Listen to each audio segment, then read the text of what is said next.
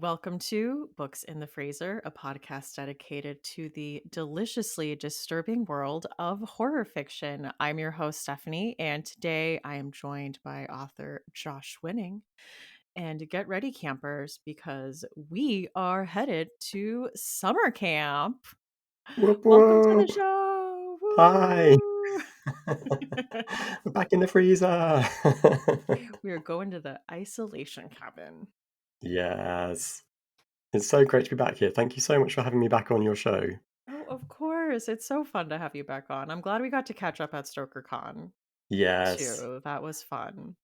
Yeah, and we met like you were pretty much the second person that I bumped into on the first day of the con. So it was like fresh and, fresh off the plane, feeling good. So that was a good time for us to meet, I think. Yeah. Well, and you had so many stories. You had already had so many experiences at that point. Oh yeah, we'd been on the road trip. Yeah. Yeah, so we'd been like to the Grand Canyon, obviously, because that's what you do when you go to America, and Idlewild, which turned out to be like this sort of well, we stayed in a hotel that turned out to be kind of like a weed retreat, which were I had no idea that existed when you told me that. yeah. It's like a weed themed hotel. Yeah, the breakfast was a waffle shaped like a marijuana leaf and dyed green. Oh my God. Yeah. It was very cool. But I just love knowing that stoner hotels exist. Yeah, it was a shock to us as well. Like, we went into the games room and our eyes just shriveled into raisins. It was the smell of weed was just so strong.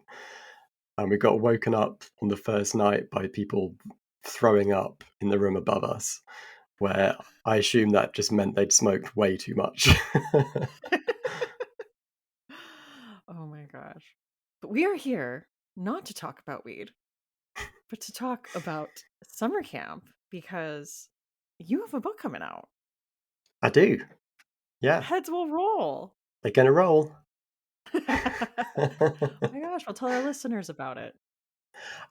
It's sort of my love letter to Friday the 13th, which is uh, the slasher franchise I grew up with, and I've always been obsessed with summer camps ever since because they just look like great places to die.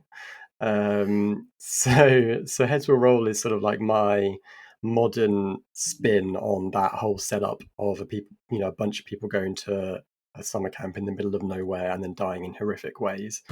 Um, so Heads Will Roll is about a sitcom star who gets cancelled because she tweets something, shall we say, ill-advised, and her whole life blows up. She loses her show, she loses her partner, her home, loses her money. So she decides to just get away from the world. Checks into Camp Castaway, which is a digital detox camp in upstate New York. Um, when she gets there, she starts to suspect that everybody else at camp has also been cancelled for something. Nobody uses their real names, so it's obviously impossible to verify. Nobody has their phones because it's digital detox camp. No way to sort of like sneakily Google anybody at the camp. And then campers start to go missing, and it seems like they're being cancelled for good. Mm. Dun dun Dun, dun. dun, Are summer camps a thing in the UK? Like, is that, do you guys go to like sleepaway camp in the woods? Is that common? No, we don't have like the organized sort of like system that you guys have. We have center parks, but that's a chain and it's very much family oriented. So if you go to center parks, there are hundreds of cabins in the wood. Um, and you kind of go along, you can like hire a cabin or a chalet, stay with a bunch of friends, stay with your family. There are all these fun activities like zip wiring, zip lining, um, you know, uh, fishing, climbing trees, mini golf.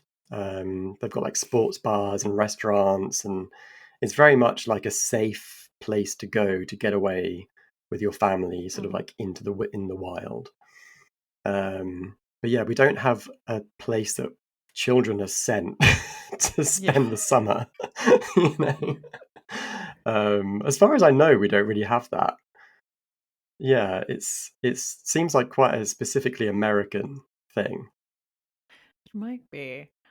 I did go to summer camp a few times. It was through my church, so it was like a religious run Yeah. camp, and it was for like a week in the summer. Like our church would have like our week that we were set to go, and we would meet up with like other teens from other churches. Yeah, so you were, like, in a cabin with a bunch of other kids and stuff?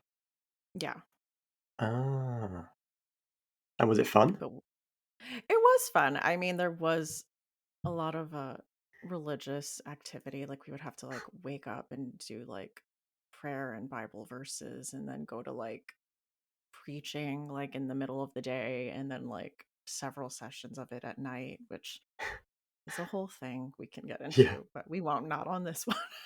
But I mean, there still was the like, you could go swimming, you could go in the lake, you could go on a hike, you could play, volleyball. Like it was still like all the trappings of a Yeah. summer camp. Was it like religious themed swimming? Like religious themed, football or You had to say verses as you jumped in. No, but it was very segregated, like this was the girls' time to go swimming. And if you were like a guy, you could not be geographically anywhere close to where you could see Ah, the girls swimming, even though what we had to swim in was like a drowning yeah, hazard. yeah. Which is just how Jesus likes it. Yeah. But I loved in Heads Will Roll that it is this summer camp formula, but for adults, because when you see summer camp stories, I mean, you're talking about, teens and usually teens working it. And if there are adults, it's like the person that runs the camp and like the cook and like the Yeah, nurse.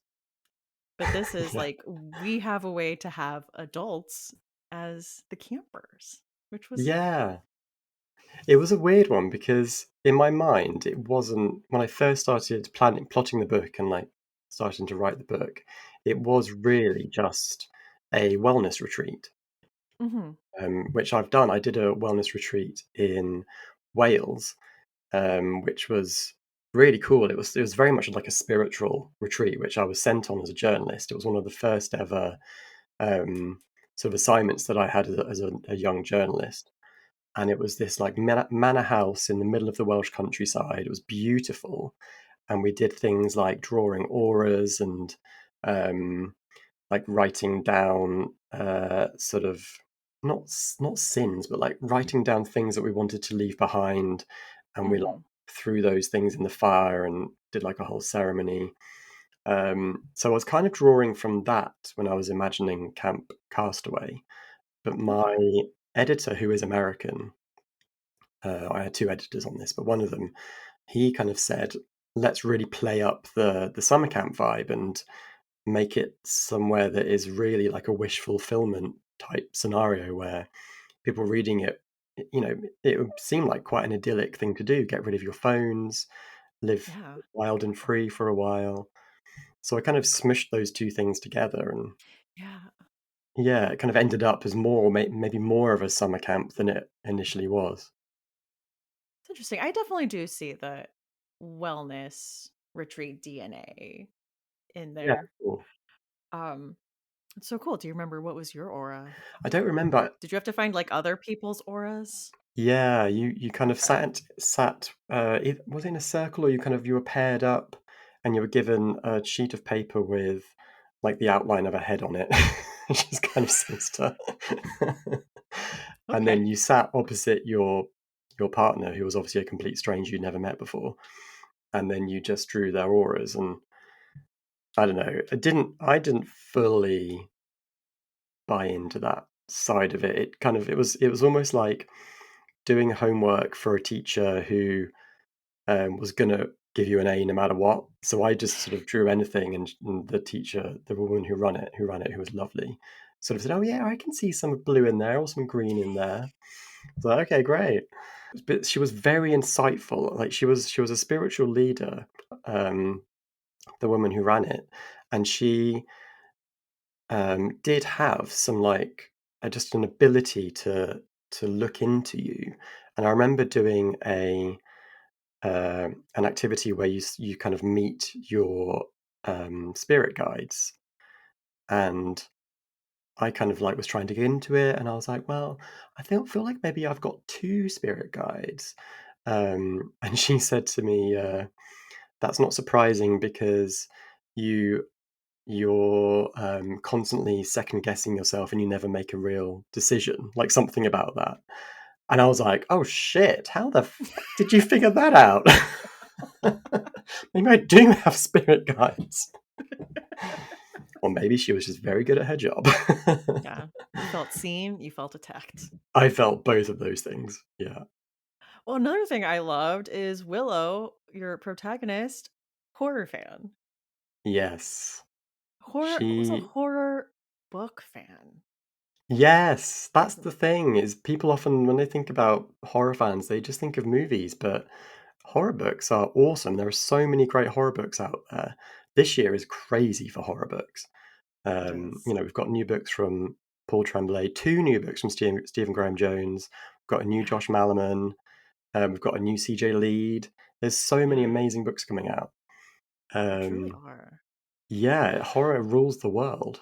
I saw a tweet, might have been give us some time this week, but it's like, why don't we have a celebrity who, there's like the Oprah book club and like the Reese book club. Why don't we have like a horror book club run by a celebrity? Where's our patron saint of like Completely. genre horror book club? It would be Yeah, Willow in your world, but like, where's our Willow? I know. I feel like Diablo Cody would be the perfect patron saint of Mm. horror. I feel like she's been done dirty. Like she basically got sort of blamed for Jennifer's Body having a really misogynistic marketing campaign, and then failing at the cinema. But she could have been like such a And then everyone great slept on Lisa Frankenstein. right. They really did. So if only, I feel like Diablo Cody could probably still do it. Yeah. Diablo Come on, Cody, Diablo. we are reaching out to you humbly, asking you to start Yes, a please horror be. book club with your clan. Yeah. One of the things I remember from Willow, and I wanted to ask if you share this opinion as well, is that she preferred the even numbered Friday the 13th films. And I need to know. Yes. Yes. That was one of the things that I don't know if other writers feel this way, but sometimes you put something in and you're like, am I just doing this just for me? Like, is this just a bit too gross that I've put that in there because that is fully my opinion? It's not just the opinion of the character I'm supposed to be writing. But I do think that even numbered Friday the 13th are the best ones. Like, what's your favorite? Jason Takes Manhattan. Do you know what? I had a feeling you were going to say that. I rewatched it. I rewatched the first, I guess, yeah, the first eight within the past couple weeks since I knew we were going to have this talk because all the ones after that just aren't easily available for streaming. Um but I went into it and I'm like, at this point, Jason Takes Manhattan is my favorite. And I Oh, rewatched it and I wow. was like, nope, perfection. No, no, it's my Yeah. favorite. It's nuts, and it's just unapologetically the formula, isn't it? It just doesn't mess around. Yeah. I don't want to hear people's complaints about how it's not really in Manhattan and it's on a boat. Like don't. I don't care. Yeah, I respect that. There's What there's about enough of you? it. I mean, Jason on a boat is still pretty cool. Yeah. Yeah. Um, I really yo-yo between 2 and 6. I think Okay. 2 was great because it had Ginny as the final girl, and she is pretty much my favorite ever, maybe? Like, maybe just one below Gale Weathers? She's smart. Yeah, she's super smart. She's the first she's the first character to, like, psychoanalyze Jason. She doesn't just brand him as a monster. She's like, "Do you that could really mess him up seeing his mum get decapitated by somebody on a beach," you know? So she's awesome. But I think part 6 is just so fun, and it's such a post A Nightmare on Elm Street horror film because it suddenly looks a bit like that, you know, a bit like, Wes Craven style, like beautiful filters on the visuals and a bit more funny. The teens are a bit more savvy. So yeah, Okay. that one's definitely up there as well. You have to refresh my memory. Which one is 6? Oh wow, that's the one that makes And him finally into an actual zombie. okay. It's when so It's grown Jason up Live? Tommy. Yes, Jason lives. Okay. Yeah, it's grown up Yes, Tommy okay. goes back to Jason's grave because he needs to prove to himself that Jason's dead, so he digs him up, which I've got to Yes. respect. And then lightning revives him, and he comes back and starts attacking everyone. But it's the first one that had actual campers, like real, like the kids were actually at camp when Jason was kind of marauding through. That's true. Yeah. Yeah, so it had a completely different feel to it than the previous ones. Willow and Josh confirmed even numbered Friday the Yeah. 13th fans. Put on a t-shirt. It's the truth. Oh man, what's your least favorite? Can I include the remake? Yeah, Does that count? that one. Is it canon? Because I think it technically is it canon. okay. Because technically it is. I think it's like that is technically number 12, which is it? I can't remember. I think it might be number 12. Is it 11? 'Cause what came after isn't Jason X 10, right? Yeah. Oh, And and then the then it's remake. Freddy Oh, then versus Freddy versus Jason. Jason. You're right. And Yeah. then the remake. So yeah, you're right. It is 12. So that slightly ruins the theory, but it's Sorry. dreadful. And it's just sort of like really quite misogynistic, but it's like that was an element of the 80s films, but Mhm. this was made in 2009 and yeah, that times have moved on, guys, you know. Yeah. I feel like it had a 2000s flavor of misogyny though. Like I'm like, "Oh Right. yeah, this is the flavor we were playing with at the Yeah, time." absolutely. Yeah, and that's why films like Wrong Turn are great because they don't have any of that in them. They kind of manage to skirt around that problematic gender They are stereotypes. they're just too busy. Like they are getting attacked like Yes. constantly. They are constantly on the run. Yeah, they've got shit to There's just do. no time. There's no time for boobs. What's your least favorite one? Is it God, this always happens to me. I always watch them so close together that they all blend together. I want to say maybe it's for 5? Is that the one where it's not Jason, it's somebody Yeah, else? Yeah, I think it's it's like a that crazy one. doctor. Yeah.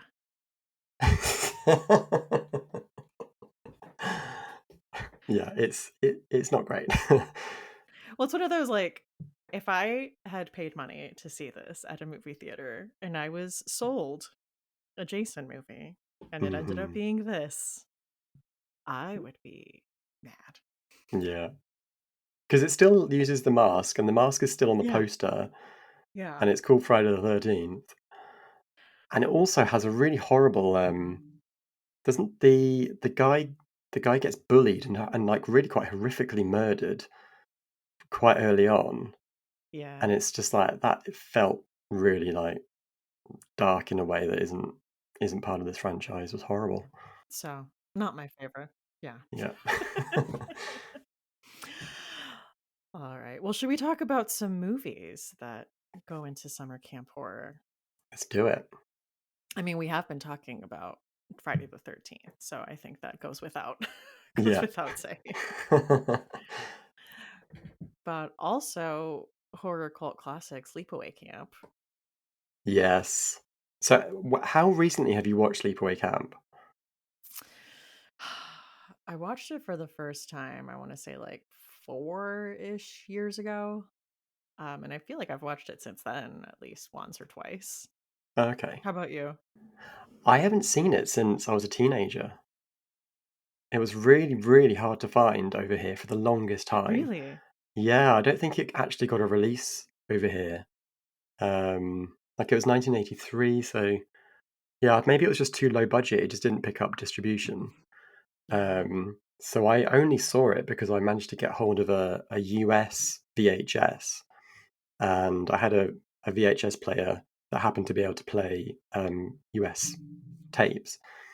So I saw it on this like really wibbly wobbly imported copy, and Wait, it was it different? Like you had to have a different player for US tapes? yeah, they're region coded. Oh. Yeah, yeah. It's I the feel same like with DVDs. I was like, actually, yeah, now that you're saying this, I'm remembering that, yeah, that is how it Yeah, is. it just point blank wouldn't play it if it was a different tape player. Interesting. Yeah, like a xenophobic tape player. Like, we can't have That's not this. from my country. Yeah. Like, sorry, no can do for you, man. Don't understand. Lost in translation.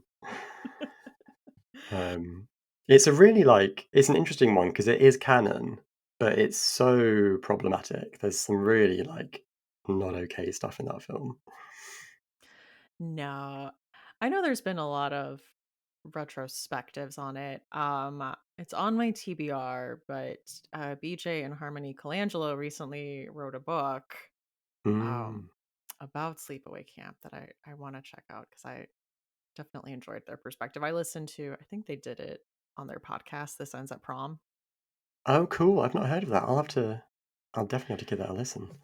It's very fun. They're teen girl movies. BJ is showing her wife, who's a trans woman, so she did not like grow up watching teen girl movies. So it's like Right. them going and it's like showing her these movies for sometimes the first time through this That lens. sounds So great. yeah, it's one of my favorites. Yeah, awesome. So yeah, they both wrote a book on Sleepaway Camp I want to check out Mm. that came out this year. Oh, cool. Awesome. I watched Final Girls a handful of years ago too, and that's a new favorite. Absolutely. Just as That is one of my ugh, all-time favorite films ever. It's like such a it's sweet slasher film. It's about I love the meta postmodern fourth wall breaking aspect of it where they get sucked into a real life slasher film, um, yes. which is obviously amazing. But I love the emotional layer on top of that where the main character gets drawn into the slasher film that her mum starred in. And so when she's inside the movie, she's there with the character that her mum played. So it's not really her mum, but it looks just like her, and it's got a Yeah, real like pathos to it, which is lovely. it is. Oh my gosh. I was not expecting to cry going into Yeah, that movie, but I definitely did. And you're right, it balances the meta angles and it's so funny. And if you're someone who's watched a lot of these summer camp horror movies that they're spoofing, it's hilarious and spot on. And yeah, it just manages the humor and the heart so yeah, perfectly. yeah. There's that moment where I don't know what the actor's called, but she does like she's meant to like seduce the killer into coming into the house. So she's wearing like oven gloves that are like taped to her hands, and she's doing like a crazy dance, which is just so funny. And then do you ever watch Stage Fright? The one about the drama camp? Yeah, I saw that a really long time ago, and I've got Yeah. absolutely zero memory of it whatsoever. Yeah. I also watched it a really long time ago, so I can't think of specifics. But one thing I do remember is that they had in the, I don't know if it was the place where they perform or the mess hall, but they had all these posters for, I'm assuming, like plays that they've done. And all of them were just like a little off. Like they couldn't say Phantom of the Opera or Cats. So it was just like a little off from that. And I remember finding that extremely entertaining, Yeah. just staring at the posters. So was it like it was called Bats Ghost, or ghost, something? Or ghost at the theater, oh, ghost of the amazing. theater, or something. Just yeah, bats. There's some like sexy people dressed up as bats. You know what? Would watch. Yes, I would too. Then there was the second Fear Street movie, the Fear Street 1978. Adored I do. it. I loved that whole trilogy. Yeah. I think the second one might be the best one. Really, Yeah. I think I like 1666 is my Oh, top. really? Yeah, It ties it together so beautifully. it does. And I loved the whole witch angle was brilliant. Yeah. Um, Yeah, I know, you're right. 1666 is awesome as well. I think maybe I'm more I of mean, like a there's not a weak one. Like, I would say yeah, my second totally. favorite was 94, but that doesn't mean I don't love 78. I still You think hated 78. Just that's admit not what it. I'm saying. They're all good. They're all really good. This was a tough decision. Yeah. Yeah. It's just such a clever trilogy. It was such an event when Mhm. it came out and so Yeah. fun. We have Prom Queen to Oh, look forward yes. to. I reread Yes. it, or I know I read it. I checked it out from my library, Oh, nice. uh, because the Fear Street books are quite pricey now. Yeah. We never had them over here. It's like we totally missed out. That's crazy. Yeah. They really need to work on getting them all in ebook versions Mm, because there's so many of them that you have to buy like the original paperback, yeah. which good luck. Um, Crazy. my library has a lot of them, but I tried to get there is a Fear Street summer camp book that I tried to get through my library, and someone like they checked it out to someone who just never returned it. And I'm Ah, like, it's the only copy they have. oh I'm my like in this god. They whole knew what it area. was worth. I know. I'm like, They ah. sold that thing. Yeah. They did re-release a couple of Fear Street books over here, but they were in like a really bizarrely big format. It was like an omnibus. They did 3 books in one, and it was really big. And That's interesting. What are the books in it? The New Girl, The Surprise Okay. Party, The Overnight, and Missing, and they're Okay, all yeah. R.L. Stein stories. Okay, I think those are original ones. Um, Ah. there's Return to Fear Street, which is like new books he's written. And then I was planning on watching the American Horror Story 1984 season, and unfortunately, I did not. You Have just you didn't seen watch it? it. It just didn't happen. I was too busy on my Yeah. Friday the 13th rewatch. Yeah. There's a lot to watch right now. It has, like, the coolest opening credits of any of the American Horror Story series, I think. Like, the Really? remix 'cause it's the same song every time, but they just kind of remix Mhm. it differently. They did a Mm. really cool remix for this because it's obviously '84. Um, I really liked it at first, but it just started to get spiral out of control a little bit. It was one of Mm. those it was one of those Sounds things where it's familiar. like once people come back from the dead, you Ah, can't really go anywhere because there's no peril left. yeah. And so it kind of got Ah, bogged down by that and like around episode 5 or 6, and then I just didn't finish it, sadly. oh. Yeah. That's normally how I feel about most American Horror Story seasons. I hate to say, I'm like, starts out so good, opening credits, Mm, fantastic vibes, loses its way about halfway through. totally. Yeah. It's like it's a victim of that the season length. Maybe. Because seasons can be a lot shorter now. I wonder if that's a show that just needs to be 6 episodes. Just cram them in. Someone needs to rein Ryan Murphy in. That's what needs to Yeah. happen. Someone needs to give him a hard limit. Um, Yeah. Yeah. But the thing is, though, it can pay off. Like, my favorite of what I've seen is Asylum. mhm. Um, and that one kind of just throws everything in there, but it kind of works.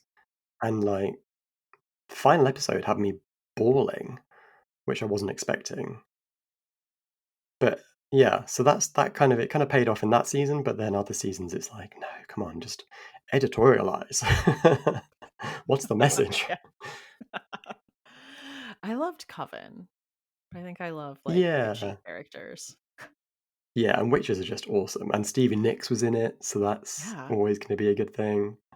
So the big one for me is Adam's Family Values, which Yes. on the surface isn't a summer camp story, but like Wednesday and Pugsley spend half the film at Camp Chippewa, because Evil Debbie, aka like the best villain in a movie ever, she convinces the parents to ship them off to summer camp, which is like it's just such a great idea because obviously the Adams family are misfits, and so putting them into that. shiny, happy, lakeside, idyllic location with, bratty theatre kids, essentially. It's just so, so funny. I'm a little sad that Deb had to die just because I feel like she would have fit in with the Addams family. Like we're not so different, you and I, you know? That's so true. She just made the mistake of trying to kill them all. Like, for realsies.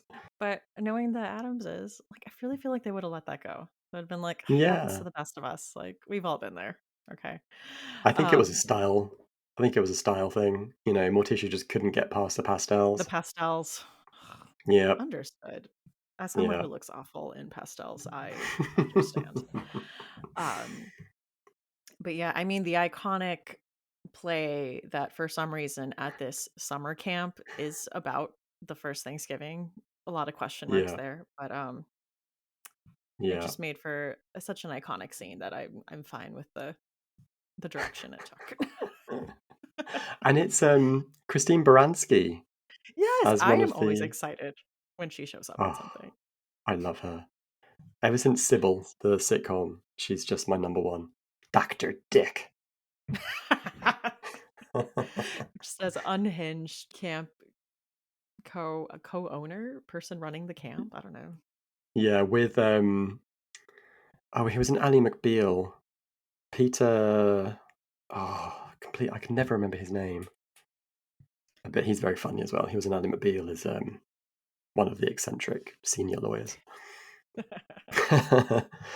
I wanted to mention The Blackening, Yeah. which technically isn't a summer camp, but it is a cabin in the woods, and it does sort of play around with horror tropes. So it's sort of like it's a play on that the black character dies first trope. So all the characters in the film are played by people of color, and they go away to a cabin in the woods. It's like a luxury retreat for a bunch of friends, and when they get there, they discover this like really creepy room that has a board game in it called The Blackening, that is basically like trivia about black media, and if you get a question wrong, you die. So it's like a fun scream twist on that horror trope, and it's very very funny. Um, and I'd never heard of her before, but Ex Mayo, are they a comedian or? I don't But know. extremely funny, like stole the whole film. So even though it's not quite summer camp, it's definitely summer camp adjacent, and I really recommend it. That's been on my list. I need to watch it. It's perfect if you've just watched a bunch of Friday the 13th films, I think, because it's like a direct descendant of those, I think. Oh, perfect. I found a couple that I've never seen, but they look hilarious. There's a film called Twisted Nightmare from 1987. Apparently, it was shot in like 1982, but it wasn't released until 5 years later. And all the clips I've seen online are hilarious because it's like terrible acting, um, very derivative of Friday the 13th. People in the summer camp, a guy gets bullied and he goes running into a barn and then he somehow gets set on fire. Um, and then, the following year, everyone starts to die, kind of thing. So that looks like something worth checking out purely for low budget nonsense value. Um, and then there's Cheerleader Camp from Okay. 1988, which is like finalists for the Miss Cheerleader USA contest all go to this camp to compete, and then they all start dying. Brilliant. Sign me up. My gosh, I forgot to mention The Burning. Oh It's been such a long yeah, time since I've seen it, honestly. same. But it's got like a baby Holly Hunter in it, or is it Jennifer Jason Lee? Which one is it? Holly Hunter and Yeah, baby Jason Alexander. yeah. It's one that isn't it quite nasty? I Like believe it's a pretty so. mean spirited one, but obviously it's total cult item. From what I remember. It's got the guy with the giant pair of gardening shears. Right, well, are we ready to talk horror books? I'm ready. I can start us off with You're Not Supposed to Die Tonight by Kaylin Barron. So, this follows a girl named Charity who works her dream job at this summer camp where she gets to essentially like play the final girl. It's this like full immersion slasher role play. Like, someone is cast as like the killer and someone's cast as the final girl. And you get to like, if you're a camper, you get to be like one of the campers and be like kind of a part of the story, which I'm sorry, I would do in a heartbeat. Like, that is absolutely something I would sign up to do. Oh wow. I mean, Wouldn't you? I love the concept for a book, but I would not be going anywhere near that camp. No No, way. No, I like, did you? unfortunately would fall prey to this. Yeah. Did you ever do the Universal Monsters Horror Nights thing that they do, where you get like locked in like a hallway with Mhm. like Freddy, Jason, Ghostface, Hannibal Lecter, maybe. Like, this is a while back that they used to do this, but you get like chased and stuff, and I just really don't. I don't need that. Have you ever done those like walk through haunted houses? Yes, and embarrassed myself completely because I grabbed hold of a stranger to like. I'm not sure if was either using them as a human shield or just sort of like scared that I needed to grab somebody, but it didn't look good. I am also a wimp in those. And it sucks, right? Because like probably in our friends groups, we're like the horror people. Oh yeah, like put me down in front of a screen and I won't move. I don't jump or But that scream or shout. But if it's no. in real life, mm-mm. um yeah, that's how it goes. But so Charity has this job, being this final girl, doing this very like elaborate role play deal, except as you can imagine in the story, it all starts to go wrong. Her coworkers start disappearing and people start winding up like real dead, not like actual play dead. Like, they are dead. And so Charity is unfortunately forced into the role of like, oh no, I have to be like a real life final girl and like get to the bottom of this and like keep everyone safe and try to be one step ahead of the killer and find out where to run to for help and figure out what is causing this and how to make it stop. Yeah, yeah. This was a fun time. It's so fun. It's so pacey. I just like inhaled it completely in a couple of days. The concept is genius. I loved the main character. I thought she was brilliant. I loved it when her friends show up to sort of like help her out, and then it all just goes wrong. Um, and it's like a really fun mystery that goes Yeah. in a direction that is so completely unexpected. Yes. It really is. I could Like, not did agree not stronger. see that coming at all. For that, I would say this is for me is between room temperature and fridge because it is, I don't know, it is very fast paced and there's high stakes. Yeah, and there's a really, really creepy moment involving a house and an elderly lady Yeah. that is really quite creepy. So that is You're Not Supposed to Die Tonight by Kaylin Barron. My first book is The Lake House by Sarah Beth Durst, and it's a YA horror novel about three teenagers called Claire Rave. Is it Reva or Rava? I'm not sure. But forgive me. And Mariana, and they head to a remote island for a stay at a summer camp. However, when they arrive, they discover that the lodge has been burned to the ground and nobody appears to have survived the fire. And then they find a body, but the body appears to also have been shot. So they find themselves stranded alone on this island, no way out, no way to get off this island. They have to figure out a way to survive while also worrying that there's a killer watching them from the woods. Um, this is like this is basically survivalist horror. I like it's the amount of detail, the level of detail that Durst goes into is so impressive. It's really funny because the author says in her acknowledgements at the end that she has zero survival skills. But, I totally believed that she could hold her own in the woods because she must have researched the hell out of this. Um, but it's like the girls can't drink the lake water because it could carry diseases among other, gross things. There's no food anywhere, so they basically have to survive on the snacks that they had in their backpacks when they were on their way to the camp.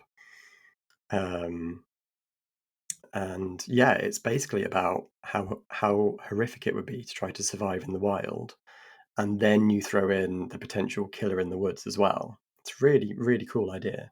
Have you It read this sounds one? really good. I haven't read this one. It's I'm fun. adding It's it to fun. my list. Yeah, it's the thing that really like drew me in was the cover because Mhm.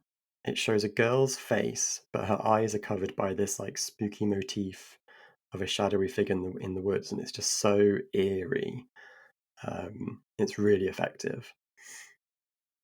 And the characters, like it is very much like a character based story. Mhm. So I really related to Claire because she really suffers with anxiety, and I don't think the book spells out that she has OCD, but she definitely displays sort of OCD like behavior. Like she's constantly ruminating on things that could go wrong. She's always looking out for danger. No matter if she's just sitting on a boat, she's thinking about all the ways the boat could kill her. Like she does things like counting and triple checking and stuff. So I really liked her. I thought she was really likable, and the other characters are great as well. So, but because it is so much about them and like their attempts to survive and their coming of age sort of chats, I would say it's probably room temperature. But there is an underground bunker pretty early on that is pure horror movie. So maybe it'll be like in the fridge sometimes. So that was The Lake House by Sarah Beth Durst. Ooh, I will be checking that one out. Mm. Okay, my next pick is The Honeys by Ryan LaSala. This is about Mars, and he's always described himself as the lesser twin, always in shadow to his sister Caroline. But Caroline dies under horrific circumstances. So after her horrific death, he finds himself propelled to learn as much as he can about Caroline and like the secrets she was keeping. They'd grown distant in the last few years, and Mars is gender fluid, so he finds himself often excluded from certain traditions. But he decides to go back to Aspen Conservancy Summer Camp Academy, which is Mm. as stuffy as it sounds. Yeah. But his sister had poured a lot of her time there, so he insists on attending in her place. But he finds himself drawn to this group of girls called the Honeys, and they tend to the beehives behind their cabin. Like they're apiarists. Um, and they're just kind of like this very interesting, kind of like ethereal, like exclusive, like popular girl group. Um, and just really getting into when we find out he also has history at this camp. Like, this is not his first run in with these people, and he is on a mission to figure out like what is going on here, what connections they have to his sister, what they're hiding. And I did enjoy that as a protagonist. He was on it. He was on Mm. the case. I'm actually putting this in the fridge. There are several scenes that I thought were pretty horrifying, like body horror, that I Oh, was kind of nice. not expecting going in. Uh-huh. But absolutely loved it and had a really good time with it. This really did scratch that like summer camp itch, and also that kind of like preppy, like boarding school, like exclusive upper class summer camp thing. And also, yeah, I mean, having like a gender fluid protagonist who's like fighting back against these, like, as you can imagine, in these institutions, very rigid gender structures and very patriarchal, very white. Yeah. And so, very fun to have a protagonist like kicking back against this. Yeah, awesome. I love how we're obsessed as a culture by those like cool teenage groups. Hmm. Like we had the Heathers, then we had the Plastics. Hmm. The Honeys is a great name for Honey. like a Yeah. yeah, that's such a great name. All right. So that is The Honeys by Ryan LaSala. My second book is Eat Your Heart Out by Kelly DeVos. And this is like another YA. All my books for some reason are YA. I don't know if it's just that summer camp horror kind of is more I think all populated of in. mine are too. Oh wow, All of okay, mine are cool. YA. I guess a lot of them are summer camps are about young people, so that would make sense. Yeah. Um, so this one is described by the publisher as Shaun of the Dead meets Dumplin', which is completely accurate. I'm Um, I'm fascinated now. yeah, I loved this book. It was so fun. It's set at a so-called fat camp, which I'm using in inverted commas, and it sees a bunch of teenagers head to a remote camp in Arizona where they are supposed to sort of lose weight over a number of weeks. But on their way there, there's a freak snowstorm that blows in, which obviously Arizonans aren't especially prepared for, being a desert state. Yeah. Um, so that kind of makes things kind of tricky. And even worse, when they get to camp, the kids glimpse this emaciated figure running through the woods that just nobody wants to sort of admit is a problem. Everyone's like, "Oh, it was a bear," or whatever, and it's like, no, that wasn't a bear. Um, and then they're instructed to start eating these like weird nutrition bars that are definitely not approved by any kind of governing uh, endorsed body, and they do refuse to eat them to certain characters that we follow. But then all hell breaks loose as zombies attack the camp. So this is another one that is just so pacey. The action kicks off pretty much immediately, and Hmm. the narrative cycles through multiple POVs. So there's Viv, who is the smart, like the super smart badass, and just doesn't take shit from anyone.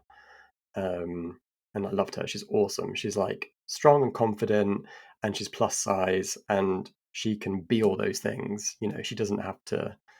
Um, Often when somebody is portrayed as sort of like a misfit or whatever, they're not allowed to be strong and independent and cool. But Viv completely is. There's Ali, who is the wannabe actor, and she has a history with Viv. There's Miller, who's this hot jock who just started working at the camp. Um, and all of the counselors at the camp, they're all like blonde, blue-eyed, very sort of traditionally attractive, super sinister, clear political undercurrent going on there. Um, and yeah, then there's Paul, whose dad runs this big pharma company that are sponsoring the camp, who clearly have their own insidious agenda.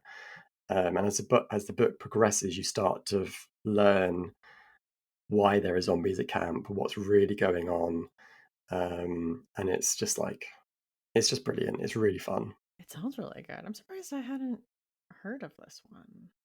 Yeah, it's got a great cover. I'm gonna keep going on about the amazing covers. It's got a really cool like atmospheric cover, bright pink and yellow. Um, and it's like another I'm a sucker for like a postmodern Oh narrative. my gosh, yeah, So I'm this looking was it up one that right like now. plays around with horror conventions, and like right up top, Devos lays out the archetypal roles that you see in Friday the 13th.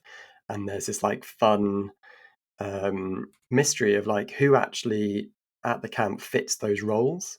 So there's things like Hmm. the jock, the jerk, the nerd, the courageous captain, the outcast, and it's like, what do those roles tell us about these archetypes and these characters, and who's going to survive and who isn't?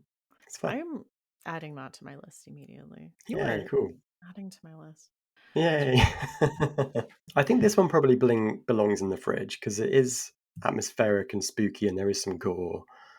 But there's like a few little jump scares and stuff. I wouldn't say it's properly all out terrifying, but it's good. Like it's good fun horror.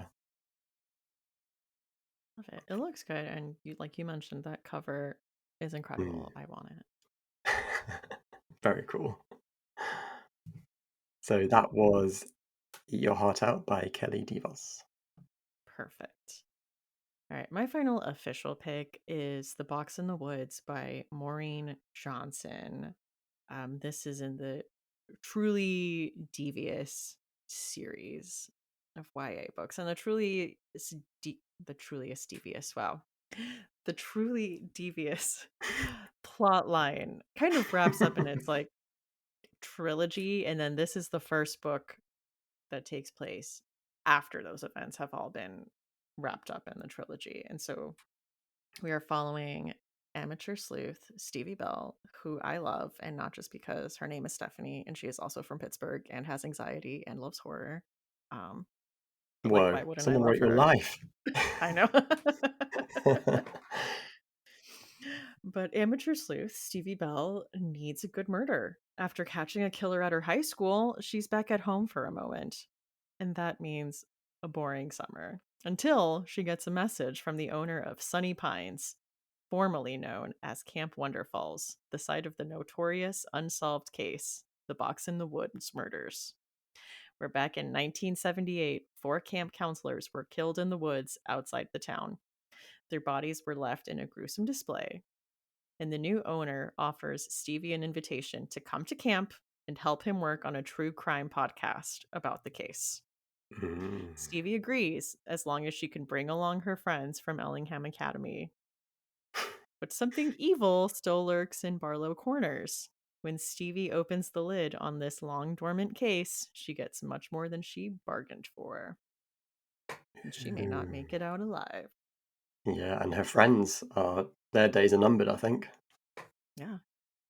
I But love it when there's like a way to like get the cast numbers up. It's like her friends have to come with her for some reason to not be killed. I do love that. I want to say it does make sense Uh, in the story because she does have a lot of anxiety, and so like going to a new place, like that's kind of her offer. She's like, "I'll go if you let me bring my friends to yeah. help me." To use as a shield. um, to use the shield to help me solve this mystery. Um, these books are really fun. They tend to be a bit more on the room temperature side because I would say like they aren't trying to be horror books. I would say they probably are more in the like murder mystery. Like I'm a, more of like a Hercule Poirot type character. It is fun because she's like this like famous teen sleuth now. And so, they're like offering to fly her out. And the guy's like, "Oh, we're sponsored by, this like meal kit service, and we're gonna have to record ads, and we're gonna have to like do this whole true crime podcast about this thing." It is just really fun to have her do this and look into this like old like camp counselor murder case. It's like, Yeah. oh, was she like closer than she should have gotten? Mm. And if you've like read the series, there's obviously of course like a big like romance kind of love interest thing that of course like has its plot line here. Um there's another book after this where she goes to England. Um And then that was left on a cliffhanger, and I'm still waiting for another book after that. So Mm. What does she do in England? Have fry-ups, drink pints. she's going to visit her boyfriend. She sounds like a great character. I love a teen sleuth like Veronica Yes, Mars. Just so great. it is good. And that original trilogy where she essentially gets accepted into this like very exclusive academy in Vermont, and her like special interest is like true crime and crime. And so she says for her senior project, she's going to solve the infamous murder of this Mm. infamous unsolved murder that took place at the boarding school. And it is like all 3 books. Oh, great. That sounds brilliant. It is. It's a fun time, and it is like when Maureen Johnson announces books, I am there, seated, Yeah. ready. So, but Box in the Woods was a really fun time, and I think a really fun way to get this kind of like murder mystery into like summer camp horror setting. The two meet Yeah. up. That's a horrible Uh, idea. Like the bodies were arranged in a box in the woods. Just it's very Hannibal. yeah, and there's like dioramas with like little Oh, models and stuff left too. whoa. Better bring your So friends along. it's got to be the whole Scooby Gang. Okay. Yeah. So that is The Box in the Woods by Maureen Johnson. My last pick is Camp Fear by Carol Ellis. And I'm going to tell you the tagline, which is "The past can't hurt you, it can kill you," which is Mm. slightly misleading because, spoiler alert, nobody actually dies in this book. Um, it's one of those point horror stories, which I obviously are love like, that. yeah, like there's early 80s, 90s teen horror novels. R.L. Stine was a huge contributor to the series. And this one is set at Camp Silver Lake, where Rachel Owens is just one of the counselors who shows up there to spend a couple of days preparing the camp before the kids arrive. So far, so Friday the 13th. But she quickly learns that most of the other counselors already know each other from when they were campers there 7 years ago. And they're hiding a dark secret about what happened to one of their fellow campers who died that year. And meanwhile, somebody is stalking the woods, dead set on turning the campers' fears against them in an attempt to literally scare them to death. So this came out in 1993, which is like over a decade after the first Friday the 13th came out. And it definitely feels like baby's first slasher. Um, it's sort of like training wheels slasher. So it's Mhm. like things are kind of scary, but they're not like absolutely terrifying. Nobody dies. There's no blood. Um, the stalking that goes on is relatively inconsequential, and yeah, like it's just very light Friday the 13th. Like the kid who died was bullied, and somebody's out to get revenge. So it's very much sort of a kid version of that movie. But it's still fun. Like there are scary pranks. Like there are snakes in beds, and one of the campers is like afraid of slugs or something. So the stalker puts wet leaves in the sleeping bag, like which I guess feel like slugs. Um, don't know why they couldn't use real slugs. Maybe they weren't in season. Um, but Rachel is like a great final girl. She's really straightforward and smart, but she also, if there's like a lull, like if there's like an awkward silence, she just starts babbling, which I can completely relate to. Um, and she also like she actually gets to do some cool like action movie stuff, which not a lot of the main characters in, especially the female main characters in point horror, they didn't really get to do much of that. They were more kind of like scared and needed saving, or very timid and wallflowery. But Rachel like gets to save her friend from a boat, but she also does jump at noises quite a lot as well. So, and she also no, she also goes out in the woods without a flashlight, which is pretty darn brave. Or is it stupid? Yeah. I don't Depends on how know. successful she was. Yeah, yeah. It's actually quite funny as well. Like there's a line. One of the counselors, Stacy, she's afraid of drowning, but she still goes out on the lake in a boat with the other counselors, and of course they play a horrible prank on her. And one of the guys is like, "If she's so afraid of the water, why'd she go out in the boat?" And Stacy's like, "Because I'm not scared of boats," which I think is a very good distinction. Um, but yeah, this one is like very room temperature. But if you're thinking about, if your kids might be potentially into horror, sort of like maybe giving them a bit of light horror reading to see if they enjoy it, then you couldn't go wrong with putting this into their hands. Oh, I love that. Yeah. So I that's did not read too many of the point horror books. did you because you obviously you had all the Fear Streets and you had Goosebumps. I had Goosebumps. I think Fear Street came out, I think, kind of around this a little before or around the same time as Goosebumps. So those were like the cool teen books, and I was very much like a middle grade aged reader. Hmm. Um, but I don't know why in my teen years I think I read like a handful of Fear Street, but I didn't like really get into Fear Street either. Yeah. I kind of missed that. So now like I'm Oh, kind of like now going back and like putting some of these yeah. down. But yeah, like point horror. I don't know if it was as big here. Yeah, it was huge in the UK. I think because Stephen King was massive at that time as well, and Mm. horror was just generally really quite big, I think, in like the late 80s, early 90s. And it was something that got definitely got me reading. I'd go into Mhm. WH Smith's, and you'd look at all those colorful covers, and they had really cool illustrations, and the type font was always very gnarly and cool. Um, and they were, like, quite cheap, like, they were, like, 2.99, which Wow. obviously that's before inflation, but, Still, relatively cheap, yeah. and obviously they were in libraries and stuff, so, yeah, there are a lot of people my age who just look back so fondly at point horrors. I guess in the same way you do with, Goosebumps. Yeah. Oh, definitely. Speaking of Goosebumps, there's like 3 different Goosebumps that take place at camps. Yes. I'm reading one this week because I'm doing a podcast about it, but Which one is it? Which one of the 3?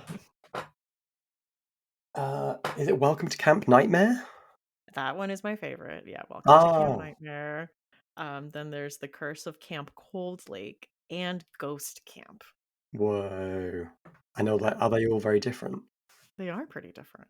R.L. Stein, he Yeah, really he was cranking them out. But oh, in a book that came out that is coming out this year, Midwestern Gothic by Scott Thomas. Did you read Kill Creek by him?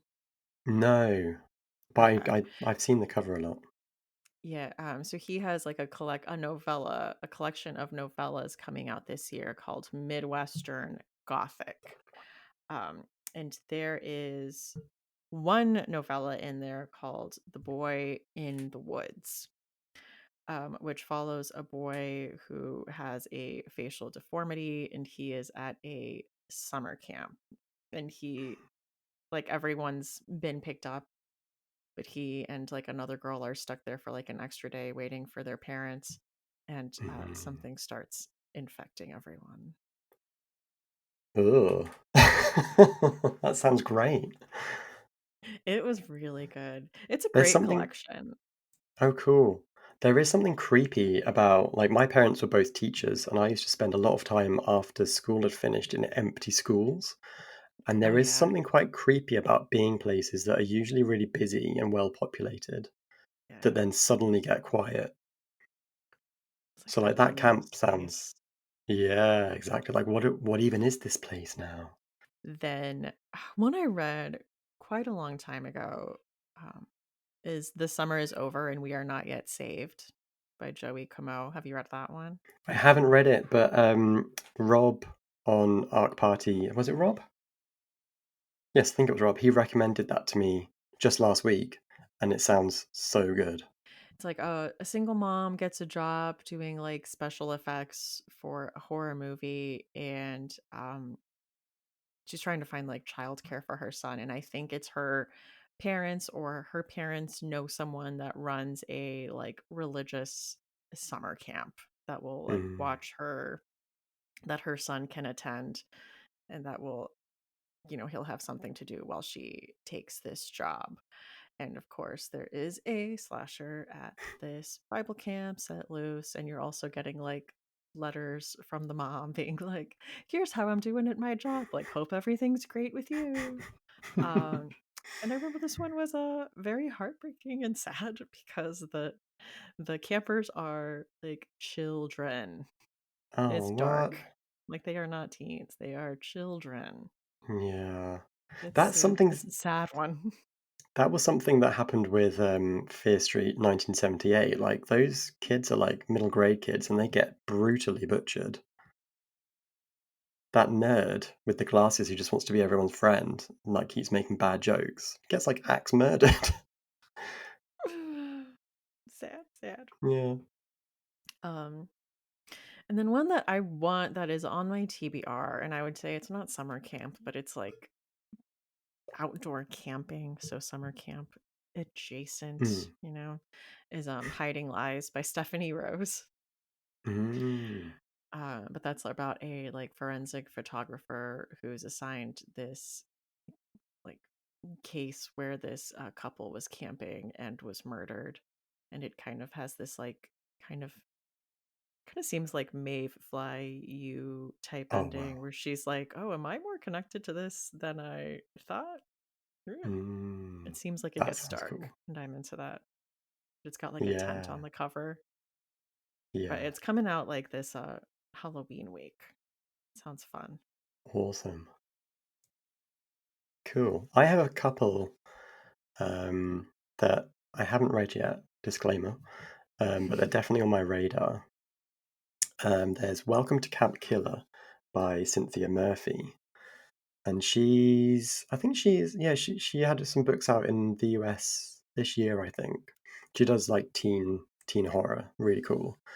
And in this one, an American style summer camp is set up on a British estate. Um, and there are like accidents at the camp, and there's the question of if it's murder or not. And it's just like I think it's a novella. It's not a full novel, but it just looks really fun. Summer Camp for Slasher Victims by Matthew Mercer. Okay. It's got a it's got like a flaming marshmallow on the cover with like stabbed onto the end of a knife, which is just awesome. I'm obsessed with that. Yeah. And it's set at a camp for trauma survivors where there's a killer lurking and the campers are like forced to relive their worst life experiences. So that sounds all kinds of fun. Yeah. And then there's Cuckoo by Gretchen Felker Martin, who also wrote Manhunt, which was amazing. Mm-hmm. And I've started reading Cuckoo, and the first chapter is just like whiplash. It hits so hard and it's so good. It's just like, oh, it's just, I won't spoil it, but it's amazing. But it's a Is this book set this at the a, conversion? right, yeah. Yeah, it's like set at a so-called queer conversion camp. And it's just been getting lots of like rave reviews. So yeah, I can't wait to Ooh. dive into that one. You'll have to let me know when you finish it what you thought. Have you seen it? Sorry, have you read it? I haven't read it, but it's on my Oh, okay. radar.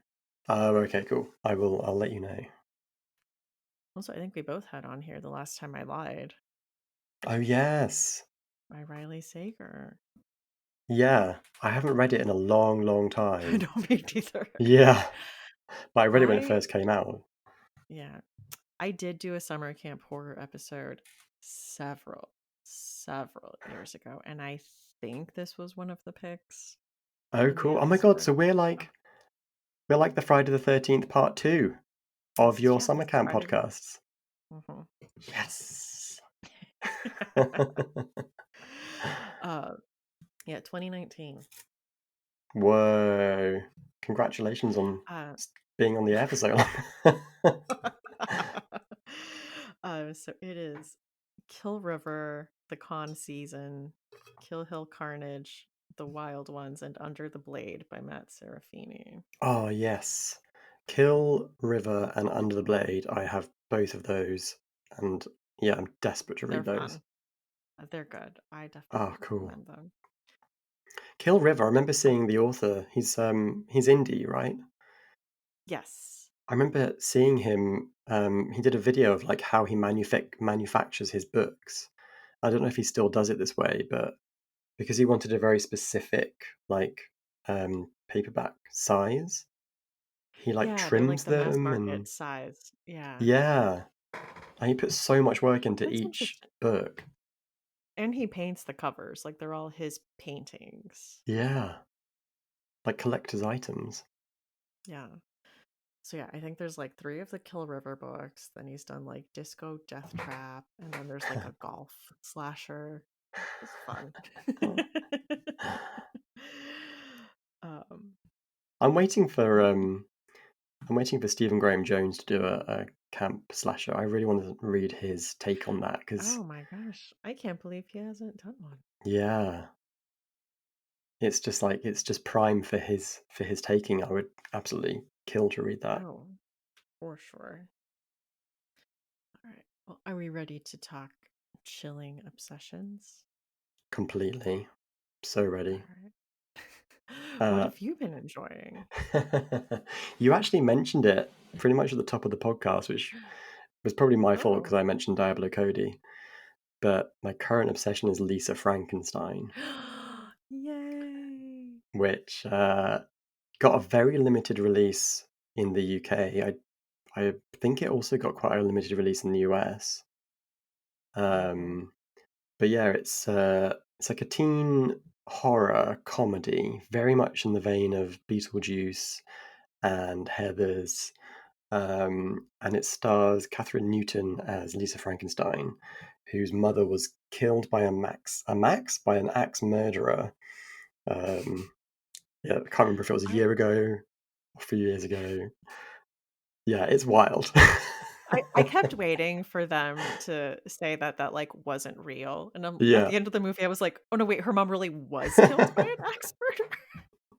It's- Like, I thought it was one of those weird, like, urban legend things that, like, it was yeah, gonna get cleared up later what really happened. So I yeah. was like, "Oh, no, that was real?" Oh, that really happened.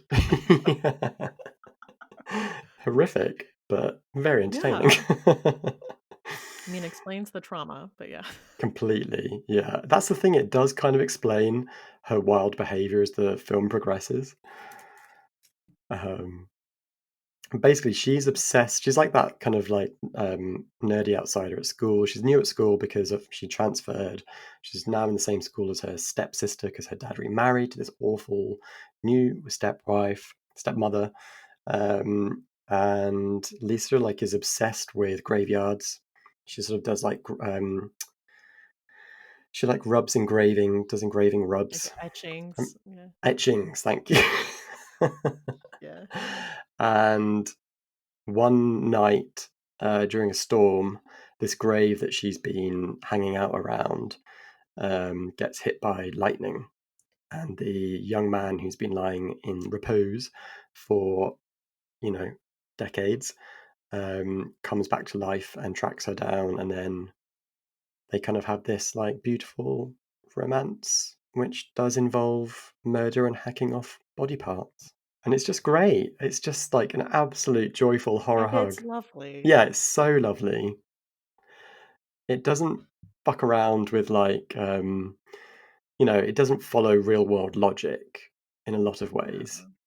They do stuff that the police would be there in a heartbeat kind of thing. But it's lovely that they just don't bother with it. It's a fairy tale. I mean, he becomes more human in the, like, tanning bed, which I love. I love the tanning bed. Yes, the magical tanning bed. The magical tanning bed. Yeah. Put it on ultra bronze. Yeah. Isn't it called, there's like a logo on the tanning bed that says something like life-giving or, it's got a very funny pun on there anyway. Oh man, I love it. Lisa Frankenstein was such a fun time. My Yeah. chilling obsession is another Catherine Newton film, Whoa. Abigail. Oh, I've not seen it yet. It's really fun. It's essentially this group of criminals are like hired to do a to take on this like one job, and this job is to like kidnap this young girl and take her to like this secluded manor where like they essentially have to watch her and wait until her wealthy father responds about ransom money. And nobody, like, the criminals, like, don't know each other's names. No one knows anything. They're really not supposed to know, like, who this girl is or like who her father is. Um, and I mean, it's given away in the trailer. Mm. But this child is a vampire ballerina. And these criminals did not know what they had signed up for, and she starts attacking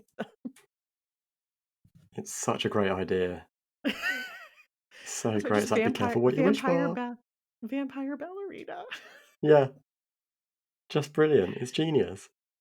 And then you've got And like just two cinematic final girls. You've got Catherine Newton and you've got Melissa Barrera. Melissa Barrera. And also this child actress, I don't know who she is, but she kills it with the teeth and the growling and the little dances and the Mm, attitude, like perfect on all counts. She yeah. was great.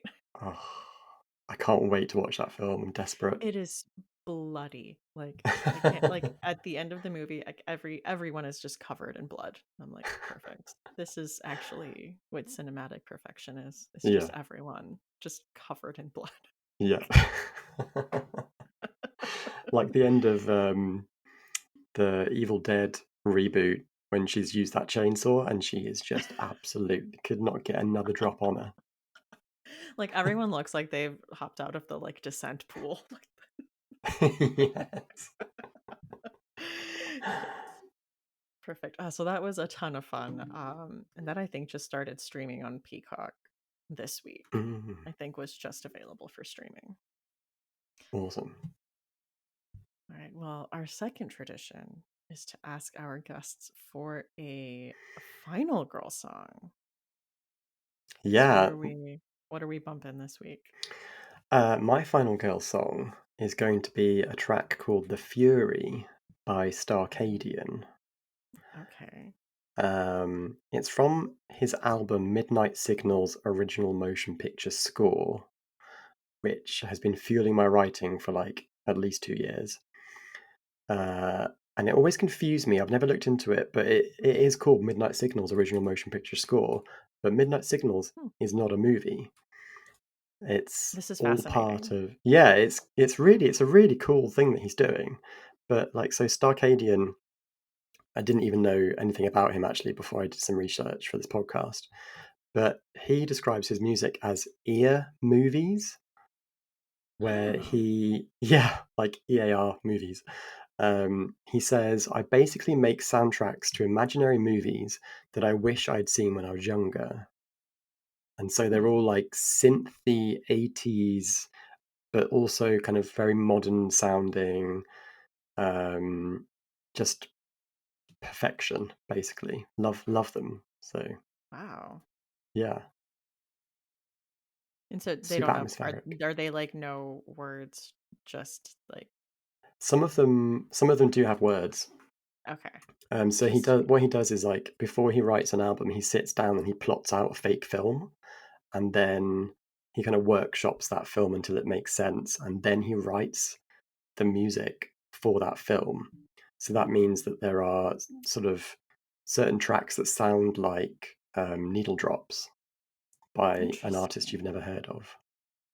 I'm obsessed with this whole process. I It's this really is cool, it isn't it? seems like so much work, but it also feels like Yeah, it's the type of thing where you can, when you listen, you can tell that it was this much thought that went into it.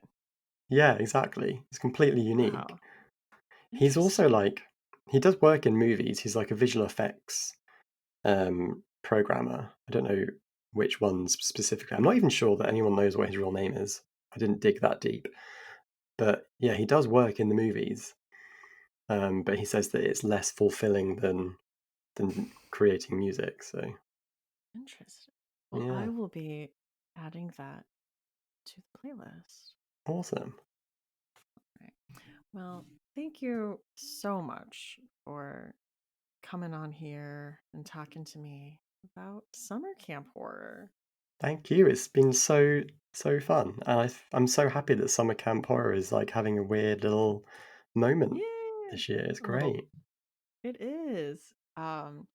So everyone, I think by the time this episode comes out, you will be able to get your own copy of Heads Will Roll. So get on it. Go roast some marshmallows. Yeah. And duck.